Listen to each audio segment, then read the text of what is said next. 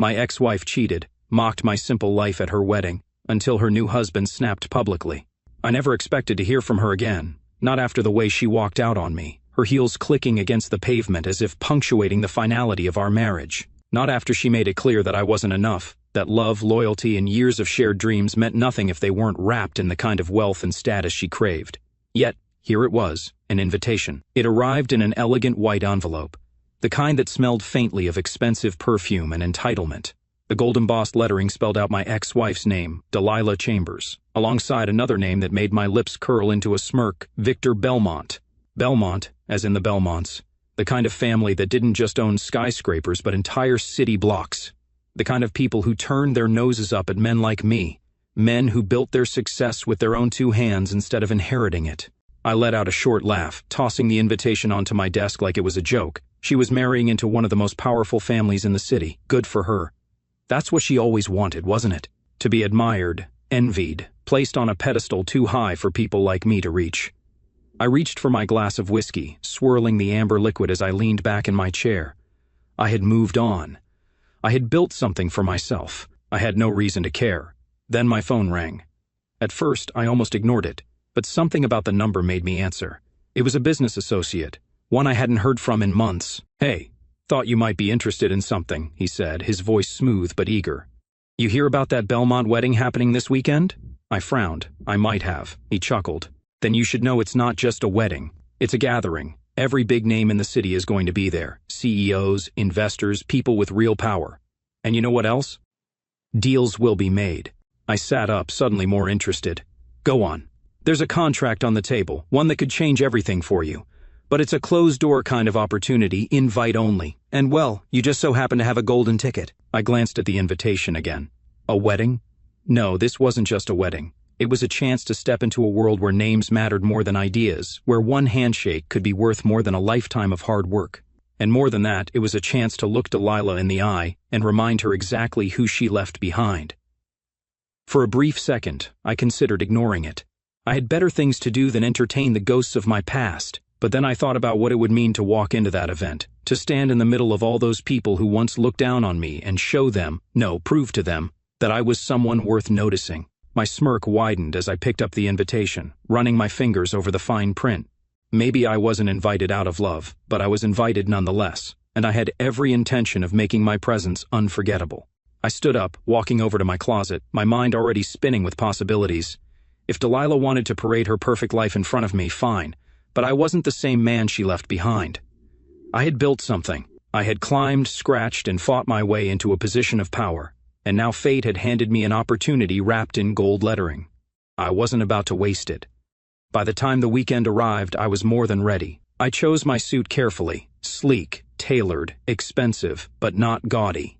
It was the kind of suit that made people take a second look, the kind that spoke of success without the need for words. I ran a hand through my hair, smoothing it down before grabbing my keys.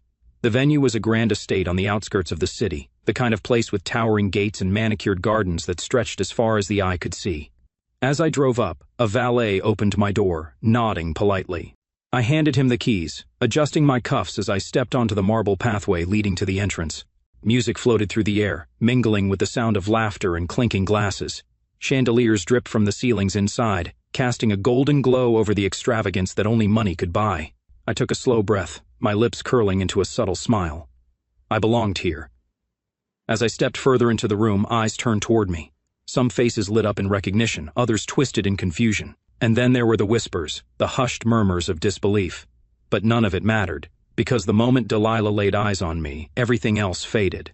For a fraction of a second, her perfectly poised expression cracked. Her lips parted slightly, her grip tightening on the champagne flute in her hand. I lifted my glass in a mock toast, watching the way her eyes flickered with something she tried desperately to suppress. She had moved on, yes, but seeing me standing there, unbothered, untouched by the life she abandoned me for, that was a wound money couldn't heal. And just like that, I knew this wasn't just going to be an evening of networking. This was going to be something much, much more interesting. Because if I had learned anything from my years of struggle, it was this. When people think they've won, they let their guard down. And tonight, Delilah and her entire world were about to learn that I was never the kind of man who stayed glorious for long. I moved through the crowd with practiced ease, my presence commanding silent attention. The people here weren't just wealthy, they were powerful. The type who could bend laws, shatter businesses, and turn nobodies into kings with a single handshake. And tonight, I was one of them. The champagne in my glass barely mattered. I wasn't here to drink. I was here to make an impression. Across the room, Delilah still hadn't taken her eyes off me. She was trying to mask her shock, but I knew her too well. The slight flare of her nostrils, the subtle tightening of her fingers around the stem of her glass. It was all there. I took my time, making sure she felt every second of my silence, of my presence, and then I made my move. I stepped forward, weaving through the crowd like a man who belonged. I exchanged nods with men in tailored suits, shook hands with people who only weeks ago would have never looked twice at me. Funny how quickly respect comes when you carry yourself like you already own the room. By the time I reached Delilah, she had pulled herself together, barely. "Darling," she purred, the smile on her lips forced but flawless. "What a surprise. I wasn't expecting to see you here." I tilted my head slightly, taking a slow sip of champagne before answering. "Didn't you invite me?" She let out a soft laugh, but there was an edge to it. "I did, but I didn't think you'd actually come. I assumed that I wouldn't dare show my face," I finished for her, watching as she swallowed down whatever lie she had been about to tell. A voice interrupted before she could respond. "Darling, aren't you going to introduce me?" I turned toward the source of the voice, my smirk widening just slightly. Victor Belmont. He was as polished as they came, the kind of man who had never known struggle, who had been born into power and privilege, and had no concept of what it meant to fight for a single thing in life. He was everything Delilah had ever wanted, and yet there was something in the way he looked at me, a flicker of uncertainty, of calculation. I extended my hand before she could answer. "A Victor Belmont, I presume." He hesitated, just for a fraction of a second, before shaking my hand. His grip was firm, but it lacked the roughness of a man who had ever done real work. "You must be—" He trailed off, glancing at Delilah for help. She smiled, a bit too sweetly. "My ex-husband." There it was. The words hung in the air between us, heavy with history. Victor's smile tightened just a little before he let out a smooth laugh. "Ah, of course. I've heard so much about you." I raised an eyebrow. "Have you?" "Only good things."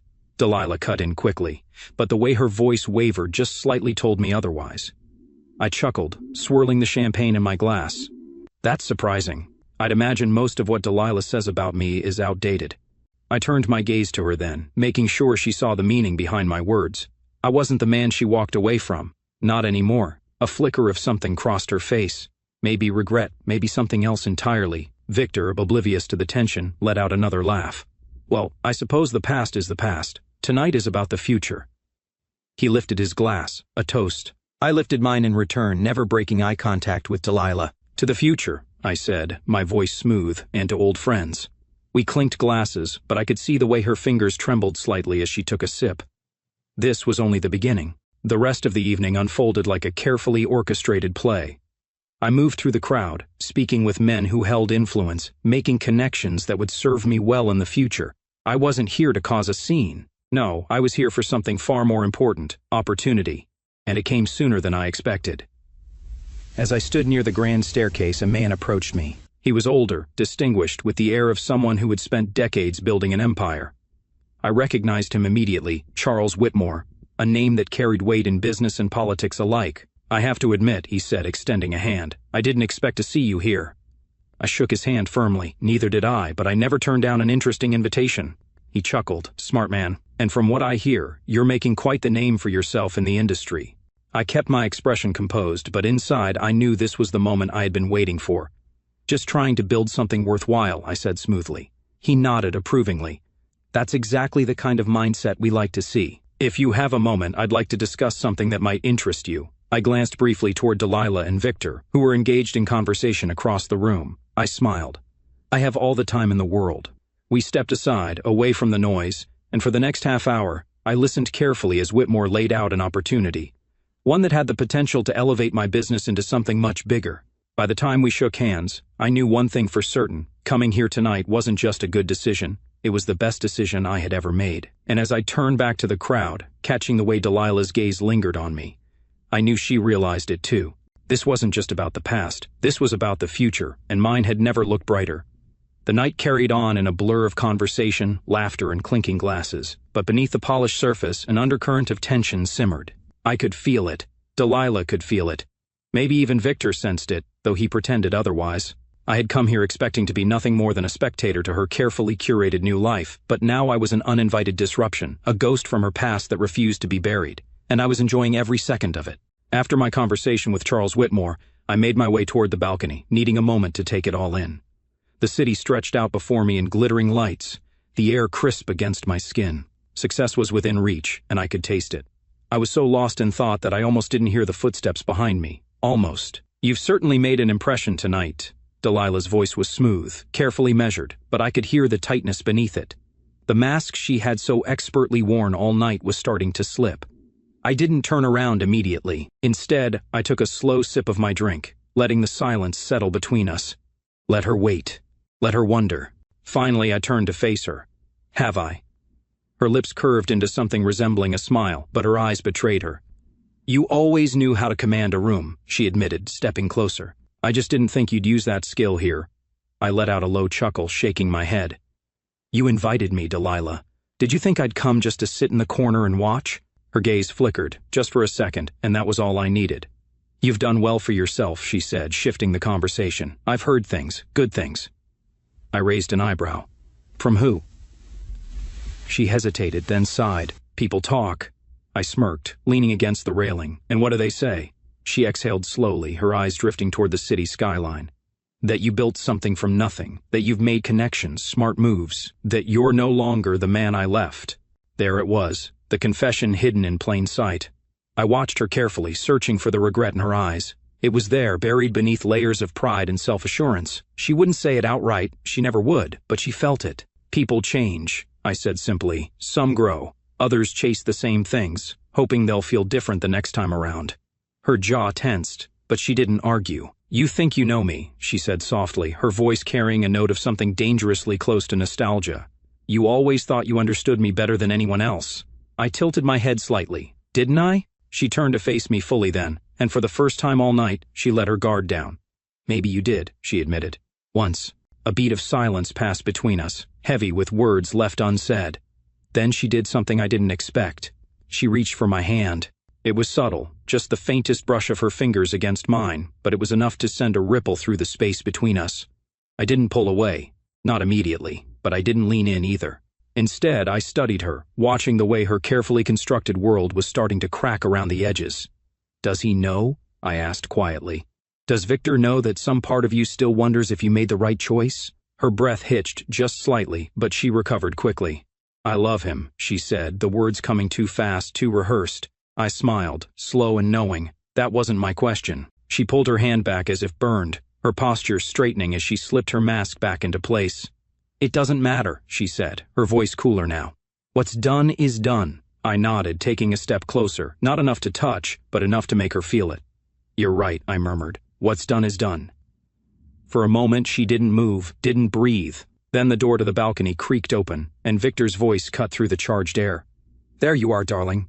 I was starting to wonder where you'd run off to." Delilah stepped back, as if she had just remembered where she was, who she was.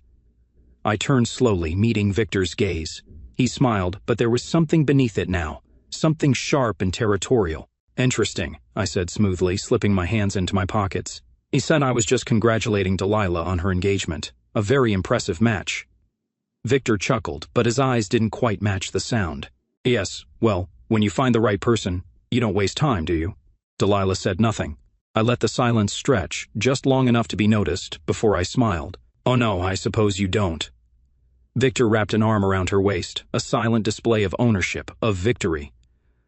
But I wasn't playing his game. I'd already won.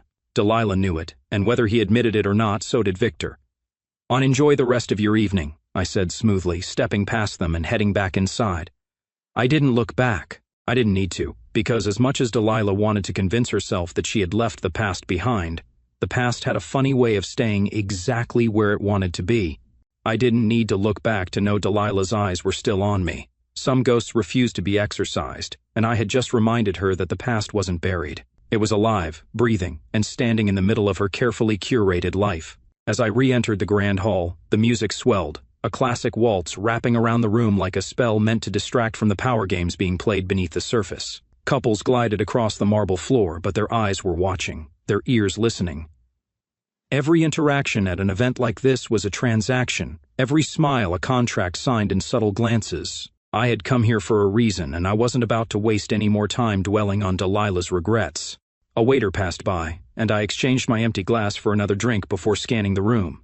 I had already made an impression, but now it was time to secure something tangible, something that would make this night more than just a game of psychological warfare with my ex-wife. And then I saw him, Daniel Kensington, a man whose name carried weight in industries I had only recently begun to step into, a man who had the power to open doors that remained firmly shut to most. He was standing near the bar, engaged in conversation with a group of men who all looked like they had never known what it meant to struggle. His presence exuded control, tailored suit, expensive watch, a posture that suggested he owned not just the room but the people in it. I approached with deliberate steps, waiting for the right moment to insert myself into the conversation. When the man speaking to him let out a laugh, shaking his head at some joke I hadn't caught, I made my move. "Gentlemen," I said smoothly, nodding toward Kensington. "Daniel Kensington, I presume."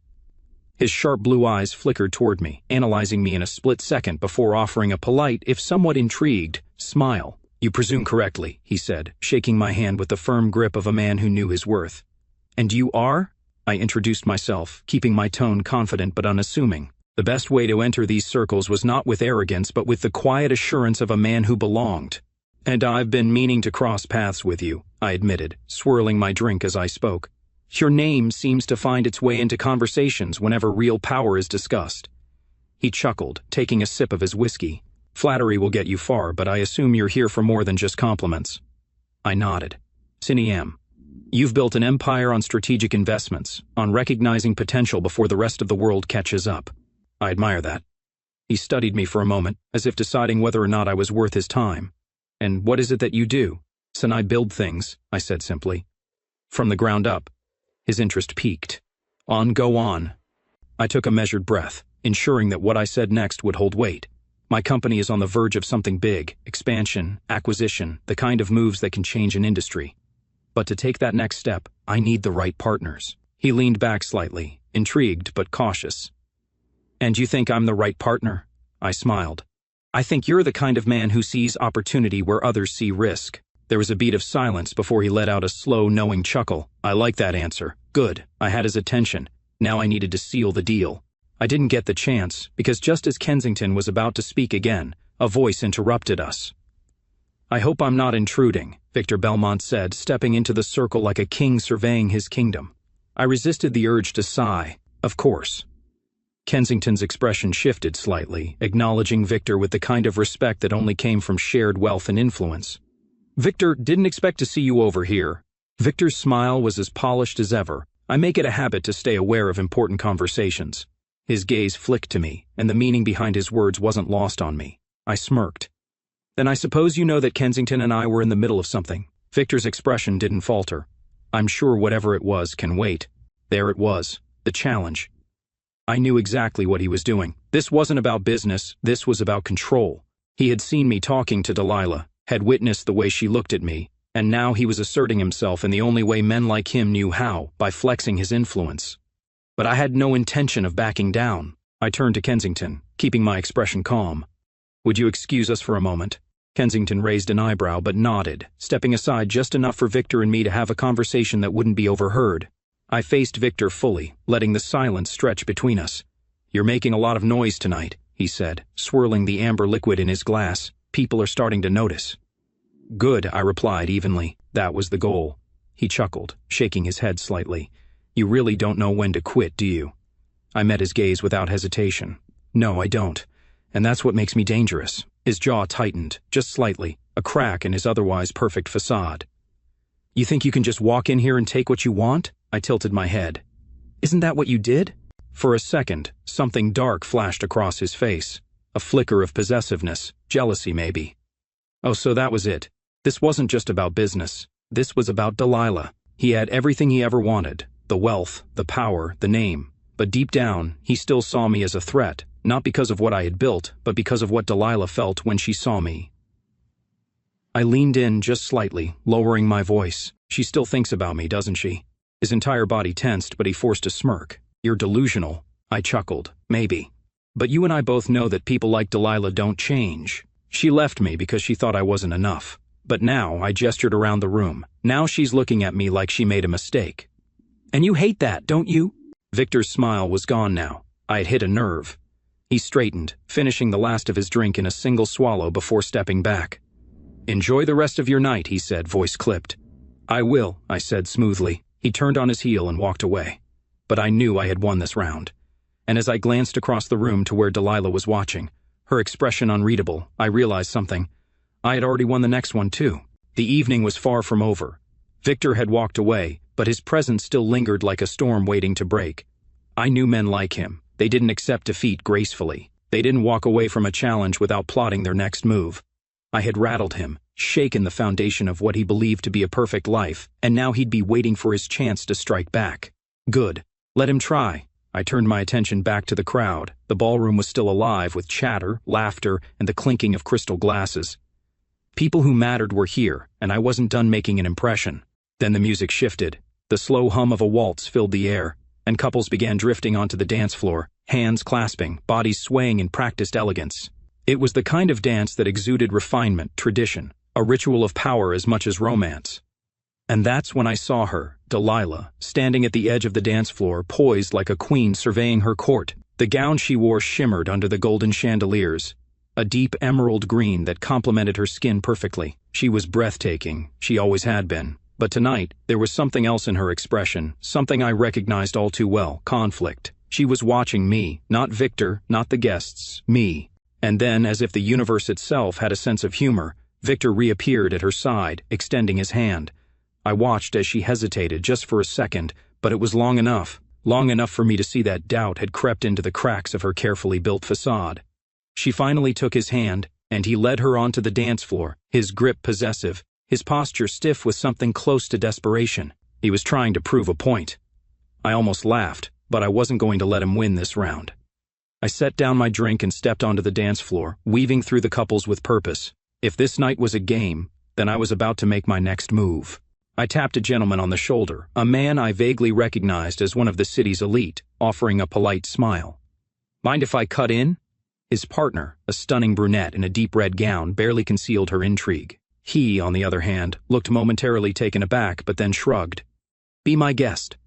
I took the woman's hand smoothly, leading her into the next turn of the waltz. It was effortless, practiced, but my focus wasn't on my partner, it was on Delilah. She noticed.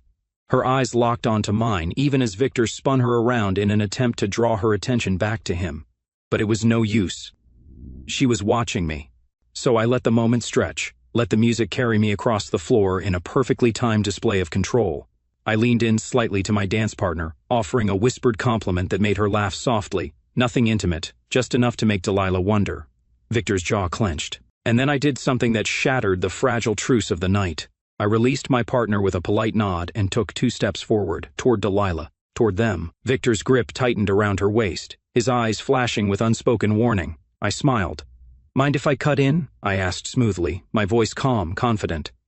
Delilah's breath hitched. I saw it, felt it. Victor's grip on her didn't loosen. We're in the middle of a dance. I didn't break eye contact, and a flicker of tension passed between us, unspoken but understood. Victor was holding on to her, not just physically but symbolically, trying to remind both of us that she was his now.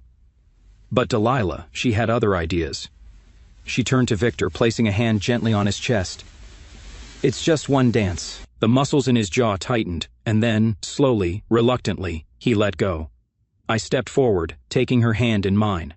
The music continued, but the air around us had changed. Every eye in the room was on us. Every conversation had quieted just slightly. I pulled her in, my hand settling lightly against her waist. Brave move, I murmured. She swallowed. You put me in a difficult position. I chuckled. I just gave you a choice. She met my gaze then, something dangerous flickering behind her eyes. And what exactly do you think this proves? I spun her effortlessly, guiding her back in step with the rhythm. That you're still the same Delilah I knew, I said quietly. Still drawn to the fire even when you know it can burn you. She exhaled sharply, but there was no denying it. There was something electric in the space between us. The ghost of what we once were. The pieces of what we could have been. Victor was watching. I could feel his glare from across the room, but I didn't care, because in this moment Delilah was mine again, for the duration of this dance, for the length of this song. The past was no longer the past. She was the woman I had loved, and I was the man she had walked away from. As the final notes of the waltz filled the air, I slowed our movements, pulling her just a fraction closer before releasing her hand. Her breath was uneven, her lips slightly parted. I leaned in, just enough for only her to hear. "You can pretend all you want," I murmured, my voice low and deliberate, "but we both know this story isn't over." She didn't respond. She didn't have to, because in the silence that followed, in the way her fingers lingered against mine for just a second too long, I had my answer. The music stopped. I stepped back, and as I walked away, leaving her standing there with her perfect fiancé and her perfect life, I knew one thing for certain: I had just changed the rules of the game. I didn't look back. Walking away from Delilah after that dance was a calculated move, just like everything else I had done tonight. I had nothing to prove to her, not anymore. The way her breath hitched, the hesitation in her step, the way Victor's hand had hovered possessively over her arm as if trying to reclaim her, those were proof enough. But despite my composed exterior, something inside me burned. Maybe it was the old wounds resurfacing. Maybe it was the undeniable fact that, no matter how much time had passed, Delilah and I still had unfinished business. Whatever it was, I pushed it down. I wasn't here for nostalgia. I was here to win, and I had just taken another piece off the board. As I left the dance floor, I felt the eyes of the guests following me. Whispers trailed behind, speculation bubbling beneath polite conversations. I had disrupted the perfect illusion of Delilah's new life, and in a room full of people who thrived on status, that was something worth talking about. Good, let them talk. I reached the bar, signaling to the bartender for another drink. I needed a moment to regroup, to redirect my focus back to the real reason I was here: power, influence, business. Delilah was a distraction, one I couldn't afford to entertain for much longer. "Bold move," a voice murmured beside me. I turned slightly, meeting the gaze of a woman I hadn't noticed before. She was striking, tall, poised, with the kind of quiet confidence that only came from knowing exactly who she was. She lifted her glass in a subtle toast. Not many men would challenge Victor Belmont in his own domain. I smirked. "I don't see it as a challenge." She raised a perfectly sculpted eyebrow. "No?" I took a slow sip of my drink before answering. "I see it as a reminder." Her lips curved slightly, intrigue flickering in her dark eyes. "A reminder of what?" "That no matter how much wealth or power a man has," I said smoothly, "there are some things he still can't buy." She let out a soft chuckle, swirling her wine. "Interesting philosophy, but tell me, are you here for business or pleasure?" I studied her for a moment, measuring her intentions. She wasn't flirting, not exactly. This was something else, a test. "Both," I admitted. She nodded approvingly. "Then you might be exactly the kind of man I need to talk to." Before I could respond, a presence interrupted us. Victor. I had felt him coming before he even spoke, the weight of his glare pressing into my back like a blade. "Excuse us," he said, his voice perfectly polite but lined with steel. The woman beside me glanced between us, clearly entertained by the tension. "Well, this just got interesting," she murmured before stepping away, leaving us alone. Victor didn't waste time. "I don't know what game you think you're playing," he said in a low voice, "but it ends now." I took a sip of my drink, turning to face him fully. "I wasn't aware we were playing a game." His jaw clenched. Stay away from Delilah. There it was. The real reason he had come over. It wasn't about business, it wasn't even about power. It was about her. I smirked. "You're worried." His eyes darkened. "I have nothing to be worried about." "Then why are you here?" Silence stretched between us. Victor was used to being the most powerful man in the room. He was used to having everything under control, his name alone opening doors, his reputation keeping threats at bay. But I wasn't one of his lackeys. I wasn't someone he could intimidate, and that infuriated him. I leaned in slightly, lowering my voice. "Let me give you some free advice, Victor. If you truly believed Delilah was yours, you wouldn't need to come over here to tell me to stay away." His hands curled into fists at his sides, but he forced a smile, masking his anger with well-rehearsed civility. "You think you're clever," he said, his tone controlled but venomous. I shrugged. "I think I know how this ends." Victor exhaled sharply, shaking his head. "You don't belong here," he muttered before turning on his heel and walking away. I watched him go, amusement flickering through me. Victor was unraveling, and Delilah, she was already lost.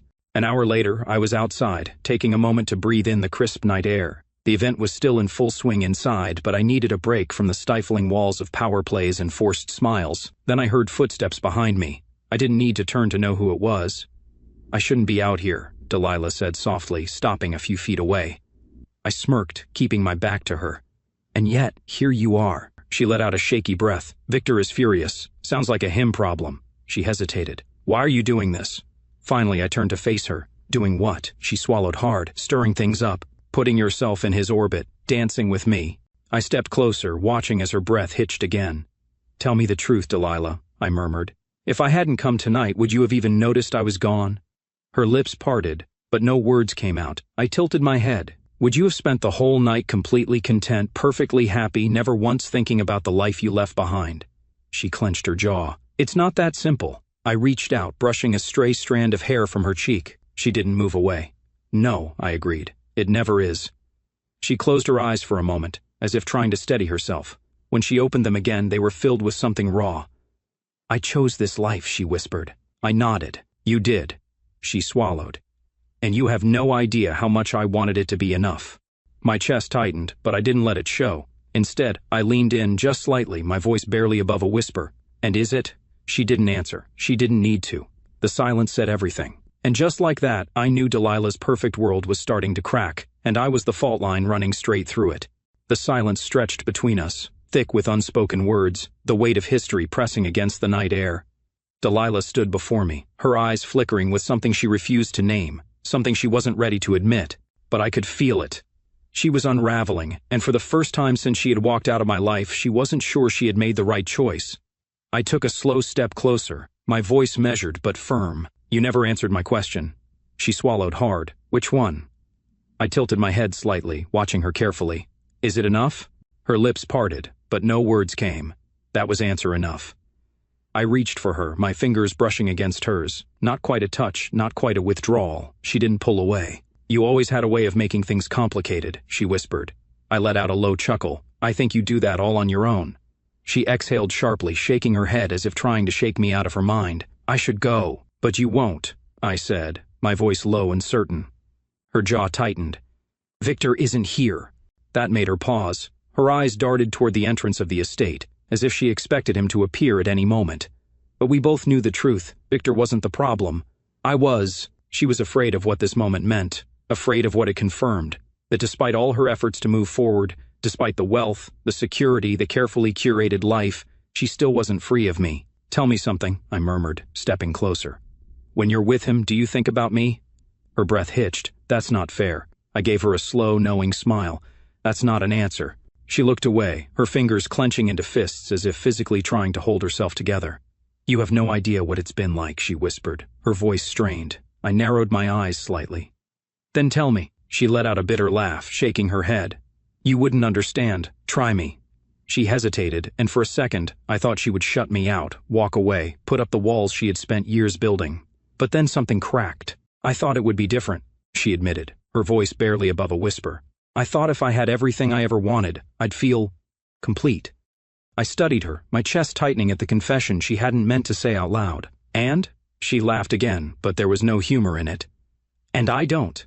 The words hit me harder than I expected, because as much as I wanted to believe I had come here for business, for power, for something bigger than her, the truth was simpler than that. I had wanted to hear those words. I had wanted to know that I wasn't the only one who had spent nights wondering, questioning, feeling the ghost of what we once had. I took another step. Then why are you still here? She looked up at me, something desperate flickering behind her eyes. Because leaving once was hard enough. I let the weight of her words settle. She was telling me the truth. She had built this life because she had to believe it was better than what we had. She had convinced herself that walking away had been the right choice, that choosing security over love had been the smart decision. But now she wasn't so sure. I reached up, tracing my fingers lightly along the curve of her jaw. She didn't flinch. She didn't move away. Her breath was uneven, her pulse racing. And then the moment shattered. Delilah. Victor's voice sliced through the air, cold and sharp. She jerked away from me as if burned, spinning to face him. He stood at the entrance of the terrace, his expression unreadable, but I could see the storm brewing beneath it. Delilah opened her mouth, as if to say something, but nothing came out. Victor's gaze flicked to me, his jaw tightening. I think it's time we left. For a moment, she didn't move. For a moment, I thought, but then she nodded, swallowing hard. Okay. I stayed silent as she walked past me, as Victor placed a possessive hand on the small of her back, as if reminding both of us exactly where she belonged. But just before she disappeared inside, she hesitated, just for a second, and in that second, I saw everything I needed to see. This wasn't over. Not even close. Victor knew it, Delilah knew it, and now, so did I. The night stretched on, but I was done playing polite. I had already won in the ways that mattered. Delilah's perfect world was crumbling, and Victor was grasping at control he didn't have. I stepped back into the grand hall, my mind already working through the next moves I would make. Business opportunities, connections, power plays. There were still things to secure before the night was over, but before I could take another step, someone caught my arm. "You certainly know how to make an impression." I turned, my gaze meeting the same striking woman from earlier, the one who had watched the entire night unfold with quiet amusement. I smirked. "Is that a compliment?" She tilted her head slightly, studying me. "An observation." I took a slow sip of my drink, watching her carefully. "And what else have you observed?" She smiled. "That you're the most dangerous man in this room." I let out a quiet chuckle. "And why is that?" "Because unlike the rest of them," she murmured, stepping closer, "you don't care about playing by the rules."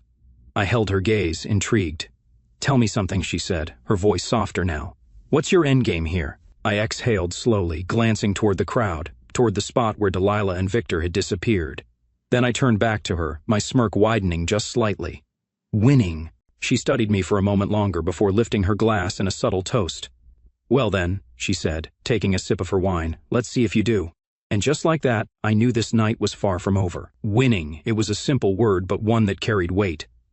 I had said it without hesitation, without doubt, but as I stood there, the night unfolding around me, I realized something. Winning came at a price. And I was just starting to see what that price was. The woman in front of me, the one who had been watching, calculating, measuring my every move, smirked slightly, her dark eyes full of intrigue. "You're an interesting man." I raised an eyebrow. "Am I?" She nodded, sipping her wine. "Most men in this room either chase power or inherit it. You take it," I chuckled. "And which category do you fall into?" She tilted her head slightly, the one that watches and waits. Smart. She wasn't here for casual conversation. She was here because she had recognized something in me, something that separated me from the rest of these men who were content playing by rules they didn't write. I leaned against the bar, studying her carefully. "And what is it you're waiting for?" She smiled, slow and knowing. "The moment when the game shifts." My smirk widened. "Then you won't have to wait long." She let out a quiet laugh. "Good. I don't like wasting time, neither did I. But before I could say more, something caught my attention, or rather, someone. Delilah. She was back inside, standing near the far end of the hall. Victor had his hand on her waist, speaking to a group of investors, but she wasn't listening. She was looking at me. Her posture was perfect, her expression unreadable, but her eyes told a different story. A story of regret, of uncertainty, of a woman who had built her world out of careful choices, only to realize she had chosen wrong. She wasn't supposed to be here, looking at me like that, and yet she was. The woman beside me followed my gaze, her smirk deepening. "Ah," she murmured. "So that's what this is about." I didn't answer. I didn't have to. She finished her drink, setting the empty glass on the bar before stepping closer. "She doesn't know what she wants," she said softly, "but you do." I turned to face her. "And what do you think that is?" She smiled, to remind her that you were never the mistake. Her words struck deeper than I wanted to admit, because the truth was, she was right.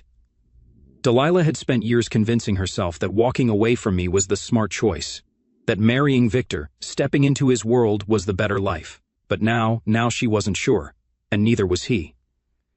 Victor was talking to his investors, but his grip on her waist was just a little too firm, his smile just a little too forced. He had seen the way she looked at me, and it was driving him mad. I exhaled slowly, setting down my drink. "If you'll excuse me," I said to the woman beside me. She gave me a knowing look. "Go remind her." I didn't hesitate. I moved through the crowd with purpose, my steps steady, unhurried. People noticed. They always did. Power wasn't just about wealth or connections. It was about presence, and I had it. By the time I reached Delilah, she had already straightened, schooling her features into something neutral. Victor, on the other hand, wasn't nearly as composed. His jaw tightened the second he saw me. "What do you want?" I smirked. "Just a conversation." He scoffed. "We have nothing to talk about." I glanced at Delilah, arching an eyebrow. "Is that true?" Her breath hitched, barely noticeable, but I noticed. Victor did too. His fingers flexed against her waist before he forced himself to relax, stepping slightly in front of her, as if shielding her from something dangerous. Me. I chuckled, shaking my head. "You know, for a man who has everything, you seem awfully insecure." His eyes darkened. "You're delusional." "Am I?" I looked at Delilah again, holding her gaze. "Tell me, Delilah, are you happy?" Victor stiffened beside her. She opened her mouth, but no words came. Silence, the kind that said more than any answer ever could. Victor turned to her sharply. "Say something." Her lips parted. But before she could speak, something in the room shifted. An investor approached, clapping Victor on the back. "Ah, Belmont, just the man I wanted to see." The interruption was perfectly timed. Victor clenched his jaw, his entire body rigid with frustration. He had no choice but to turn, forcing a strained smile as he greeted the investor. And in that split second, I leaned in, my voice just for Delilah. "You hesitated." She sucked in a breath, her fingers curling against the fabric of her gown. I stepped back, letting my words sink in, watching as emotions warred behind her eyes. Victor was still engaged in conversation, but I knew this wasn't over. Not for him, and definitely not for her. I turned, leaving them standing there, because the truth was, she could fight it all she wanted, she could pretend. But deep down, we both knew I had already won. And soon she would have to admit it. To herself, to Victor, and most importantly, to me. I walked away, but I didn't need to look back to know Delilah was still watching. The hesitation in her voice, the flicker of doubt in her eyes, those weren't things Victor could ignore. And if there was one thing I knew about men like him, it was that they didn't handle doubt well, especially not when it came from the woman they were supposed to own. I didn't leave the party, not yet. There was still something unfinished in the air, an electricity that hadn't burned out. I felt it, and so did Delilah, so did Victor. I made my way toward the far end of the estate, stepping outside onto one of the smaller balconies. The cool night air was a relief after the heat of the ballroom, the thick air of money and expectation that had filled the space inside. The view was expansive, the city skyline stretching far into the distance. It was a reminder I had fought for this. This city had tried to break me, had tried to convince me that men like Victor were the only ones who ever won, but I had made my own way. And now Victor wasn't just looking at me as a threat, he knew I was one. I leaned against the railing, taking a slow breath, letting the night settle around me. And then, footsteps. Soft, hesitant, but deliberate. I didn't have to turn around to know who it was. "Are you following me now?" I murmured, a slow smirk tugging at my lips. Delilah exhaled, the sound of it uneven. "No." A beat of silence. "I just needed some air." I finally turned, taking her in. Her hair was slightly looser now, a strand falling over her shoulder. Her breathing was shallow, her lips parted like she had something to say but didn't know how to say it. She looked undone, and I had a feeling she hated that. I tilted my head slightly. "Victor let you out of his sight?" She tensed but didn't argue. That was answer enough. I stepped closer, slow and deliberate. "He's angry, isn't he?" She swallowed. "He has a right to be." I raised an eyebrow. "Because you hesitated?" She flinched, just slightly, but I saw it. "Because I let you get under my skin," she whispered. Her honesty caught me off guard. For the first time tonight, she wasn't trying to perform, to act like she had everything under control. She was just Delilah, the woman I had loved, the woman who had walked away, the woman who now stood before me, completely unguarded. I took another step closer, leaving barely any space between us. "So what are you going to do about it?" She let out a shaky breath, her eyes flickering between mine. "I don't know, that wasn't good enough." I reached out, tucking a loose strand of hair behind her ear, my fingers lingering just long enough to make her shiver. "You do," I murmured. "You just don't want to admit it." Her breath hitched, and for a second, just a second, I thought she might close the space between us. But then, "Delilah." Victor's voice cut through the air like a blade. She tensed immediately, her body stiffening as she turned. Victor stood in the doorway, his expression unreadable but his fury unmistakable. I took my time, lowering my hand, stepping back just slightly, but not enough to erase what had just happened. Victor's eyes darkened. He looked between us, the pieces clicking together in real time, his grip tightening around the glass in his hand. "Go inside," he told Delilah, his voice low, controlled. She hesitated, and that was all it took. Victor's jaw clenched, his fingers curling into a fist at his side. Now.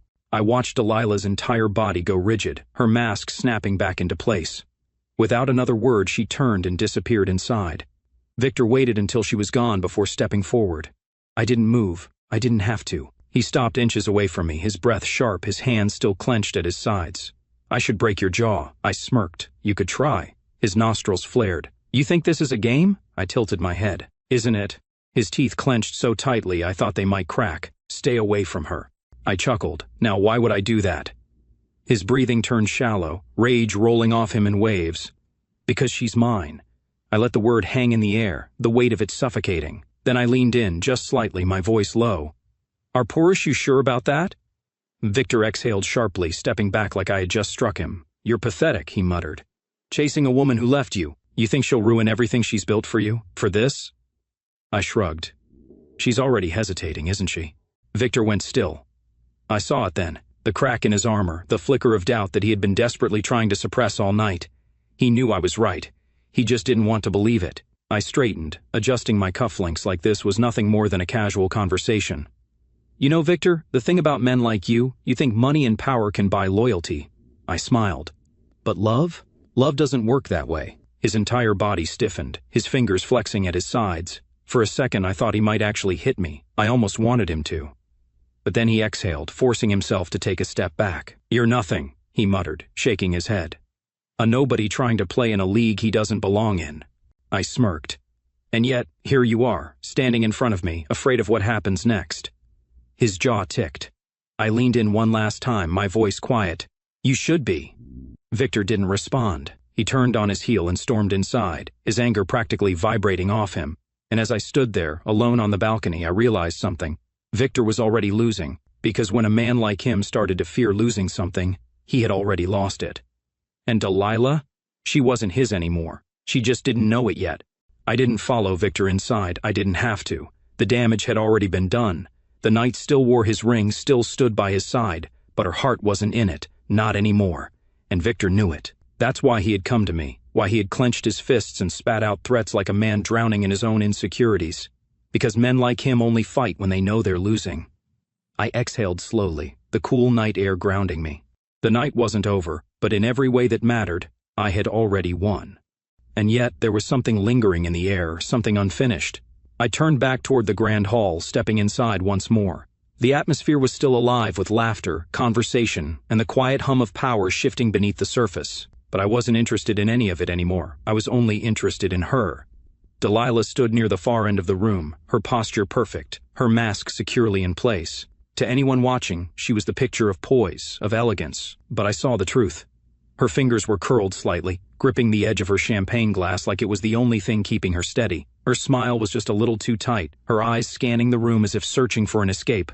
And when her gaze met mine, she froze. A beat of silence stretched between us. Then, slowly, I started walking toward her. She didn't move, didn't look away, didn't even breathe. By the time I reached her, the tension between us was a living thing, crackling like fire between us. She swallowed. You shouldn't be here, I smirked. And yet, here I am. Her grip on her glass tightened. Victor is furious, I chuckled, tilting my head slightly. Good. Her eyes darted toward the crowd, scanning for him. This isn't a game, you know. I leaned in just slightly, lowering my voice. Isn't it? Her breath hitched and I saw it, the way her resolve wavered, the way she was standing on the edge of something dangerous and didn't know how to step back. I reached out, gently taking the glass from her hand and setting it aside. Tell me the truth, Delilah. She hesitated. I stepped closer, my voice quieter now. Do you love him? She inhaled sharply, her entire body going rigid, and then she turned away. She didn't answer because she couldn't. I smiled. That's what I thought. She exhaled shakily, gripping the back of a nearby chair for support. This isn't fair, she whispered. I tilted my head. What isn't? She looked at me then, her eyes filled with something raw. You being here, making me question everything. I reached for her, my fingers brushing against her wrist. Then maybe you already know the answer. Her eyes burned into mine, but before she could speak, someone cleared their throat behind us. Victor, of course. I turned slowly, finding him standing just a few feet away, his expression a mask of cold fury. The room had gone quiet. People were watching, waiting. Victor's eyes flicked to Delilah. It's time to go. She hesitated. That hesitation was all it took. His lips curled in frustration, but he masked it quickly, stepping closer. Now, I could have stopped her. I could have reached for her hand, could have whispered one more thing that would have tipped her completely over the edge. But I didn't. Instead, I smirked, watching as Victor gritted his teeth and gently took her arm, guiding her toward the exit. He thought he was walking away with her, thought he had won. But as she passed me, her fingers brushed against mine, so soft, so fleeting, barely a touch at all, but enough. Enough for me to know that this wasn't over, not by a long shot. And as Victor led her away, his grip just a little too tight, his shoulders just a little too tense, I chuckled under my breath.